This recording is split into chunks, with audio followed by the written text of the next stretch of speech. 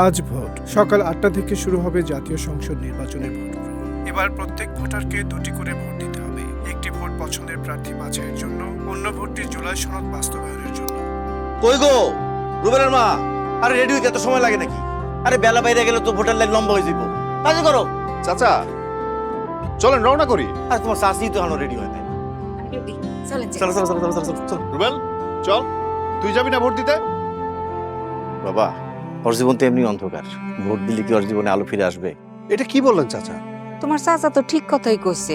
আপনারা যখন থাকবেন না তখন রুবেলের দায়িত্বটা কে নিবে? সরকার। একদম তাই।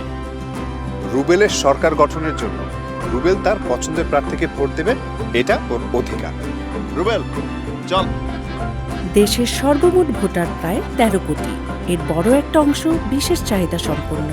তাদেরও আছে ভোট দেওয়ার অধিকার। নিজে ভোট দিন, বিশেষ চাহিদা সম্পন্ন ভোটারদের ভোট দিতে সহযোগিতা করুন।